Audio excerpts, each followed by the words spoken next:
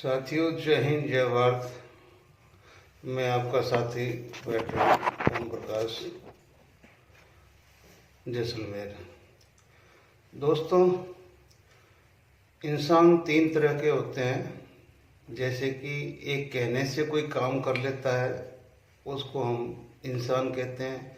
जो कहने के बगैर ही कोई काम कर लेते हैं, उसको हम देवता कहते हैं।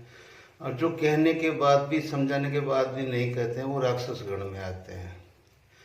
अभी पिछले एक महीने में हमने काफ़ी कोशिश की कि भी जैसे कि हमारा महासंघ का हमने रेवाड़ी में अधिवेशन किया था, 6 दिन का हमने पूरे हिंदुस्तान के अंदर अपनी एक्टिविटी की थी और पूरे हिंदुस्तान में रैलियाँ निकाली थी और एक न्याय यात्रा की आयोजन भी किया था। पूरे देश में एक सही संदेश गया था और एफईए अध्यक्ष ने बाकी सभी लोगों के साथ मिलकर बहुत ही अच्छी तरह से एक संघ का निर्माण करके और आगे हैंड ओवर किया और उसके काउंसिल के मेंबर भी बने और संघ महासंघ के मेंबर जो भी काउंसिल के हैं वो ही बने।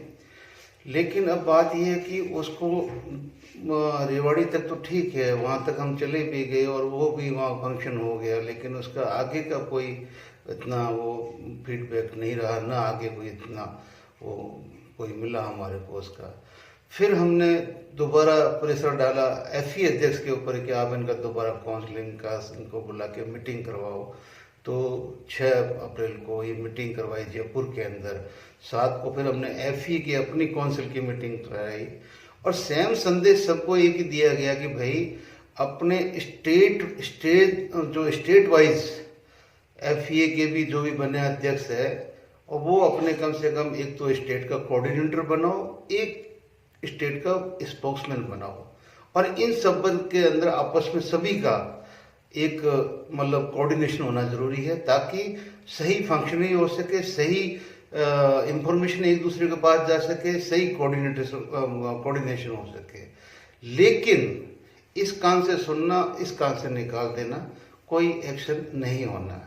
तो फिर उसका कोई फायदा नहीं है कि भाई वो किया और ये इस तरह से, ये एक अच्छी बात नहीं है। लेकिन चलो, कर भी कुछ नहीं सकते, हम कह सकते हैं क्योंकि चुनाव तो बस अभी इस महीने मई में हो जाने, 4 को रिजल्ट आ जाना, जो भी गवर्नमेंट बन जानी है। आपके जो मुद्दे हैं वो अभी गवर्नमेंट ने न टच किए हैं, न पहले किए हैं, न अब किए हैं, न उन्होंने कोई घोषणा पत्र में किए, न उनका कोई ऐसा इरादा है टच करने का। क्योंकि एक तरह से मतलब जो पेंशनियर है वो मतलब गवर्नमेंट की नज़र में बर्डन है, बस, उससे ज़्यादा और कुछ नहीं है। लेकिन अब मैं चाहता हूं कि मैं जैसे राजस्थान एफई का कोऑर्डिनेटर हूं, तो मेरी रिक्वेस्ट है सभी स्टेट के जो एफईए के जो मेरे अध्यक्ष है वो कृपया अपने मतलब स्टेट का एक कोऑर्डिनेटर भी नियुक्त करे और साथ में एक स्पोक्समैन को भी करे। ये बहुत जरूरी है। ये 2 आदमी अगर आप नियुक्त कर देंगे तो देखना, एक तो हमारा संगठन भी मजबूत होगा और हम अपना जो भी संचालन हमारा होगा, एक्टिविटी होगी, उसमें बहुत अच्छी मतलब ग्रोथ भी आएगी और हमारे सब भाइयों के पास में सही मैसेज भी जाने शुरू हो जाएंगे।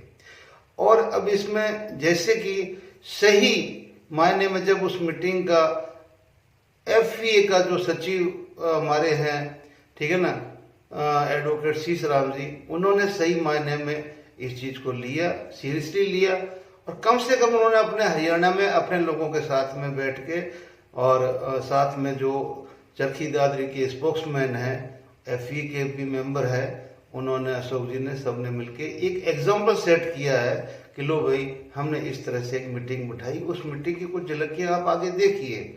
लेकिन ये चीजें हम सारी करेंगे। वैसे रिपोर्ट आ रही है कि उत्तराखंड में भी ये चीज हुआ है, लेकिन वो हमारे पास में सोशल मीडिया पे नहीं आया।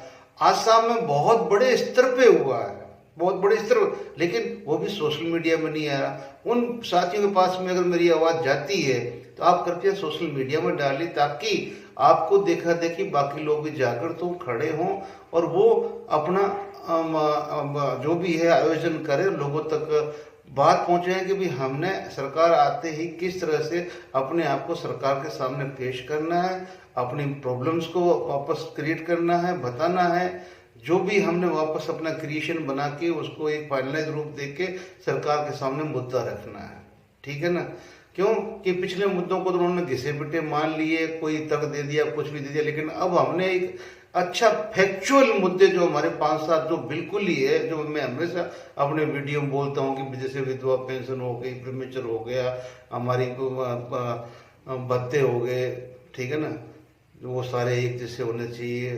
तो वो जितनी भी विकलांगता हो गई, तो ये जो हमारी मेन मुद्दे हैं जिनके अंदर हमारी डिस्प्यूट है, उसमें वो नहीं होना चाहिए। और अब आप देखिए कि किस तरह से FA के सचिव ने एक एग्जाम्पल पेश किया है हरियाणा में अपने लोगों को इकट्ठा करके और एक मीटिंग लेके। जय हिंद, जय भारत। आगे आप वो देखिए।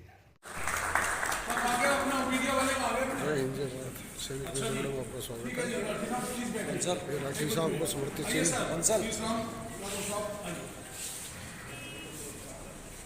जनरल सेक्रेटरी FA सीसाम यादव साहब और इनको वेट कर रहे हैं हमारे अध्यक्ष उपाध्यक्ष महोदय। आप सब ताली बजाएं, जरूर हौसला अफजाई करें और उनको धन्यवाद अदा करें।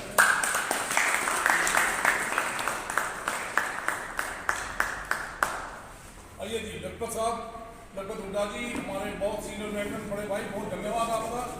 आप इतनी गर्मी में और हेड का काम FA की जनरल सेक्रेटरी को 2 मिनट वेट करते हुए। हाँ जी, लखपत हुड्डा साहब। मीडिया, हाँ मीडिया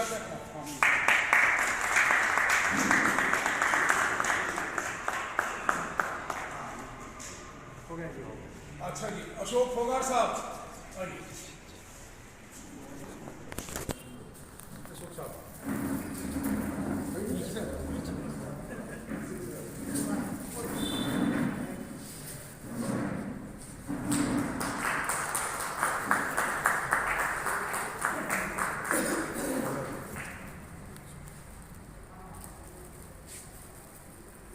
बहुत बहुत धन्यवाद सभी वीडियो का। और आप साहबान का बहुत धन्यवाद, आपने टाइम निकाला और अपना के लिए बहुत। Please start sir. Ram Ram. मेरे को आप सब लोग जानते हो ना, मेरे आपसे जानते हैं आप उठाना।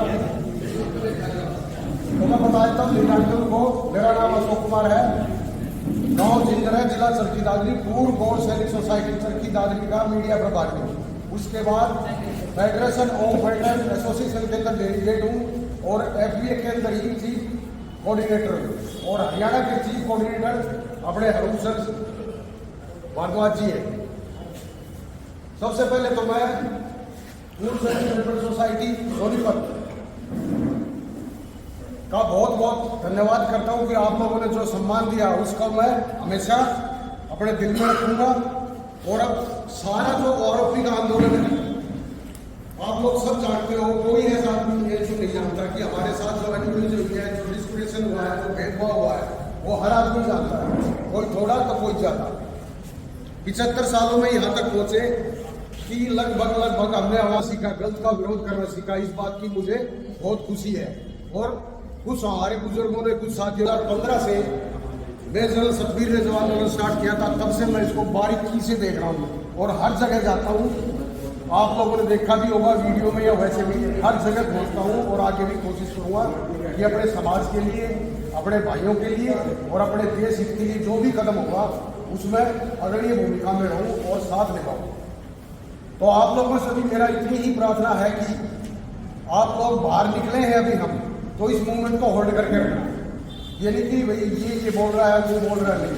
विपरीत परिस्थितियों में अगर हवाओं का रुख उल्टा है, फिर हम चलते हैं, तभी संघर्ष का मजा आता है। अब बीच बीच में छोटी छोटी बातें थोड़ा सा साइड में भी लूंगा, जैसे कि देश चलता नहीं, देश में चलता है, मुद्दा हल नहीं होता, मुद्दा भी चलता है। जंग जो है मीडिया में जारी है, आज आपकी बारी तो कल मेरी बारी है, ये कहावतें आप सुनते आए और हकीकत होती जा रही है। तो इसलिए ये नहीं, सब चाहते हैं कि हक मिले, मरण पेंशन का भी मिले, अग्निवीर स्कीम भी बंद हो, डिसेबिलिटी पेंशन भी मिलनी चाहिए, जो जो भेदभाव हुआ वो सब मिलना चाहिए। लेकिन भगत सिंह कौन बनेगा, आगे कौन बढ़ेगा? अब जो साथी आपके, आप ये देखो आपके अंदर से जो आगे निकल के आगे चल रहे, उनके साथ में कंधे से कंधे पीछे तो खड़े रहो आप, ताकि उनका हौसला रहे और ये जो मुहिम चली है ये कहीं न कहीं जाके हमारे को न्याय इसमें मिल सके।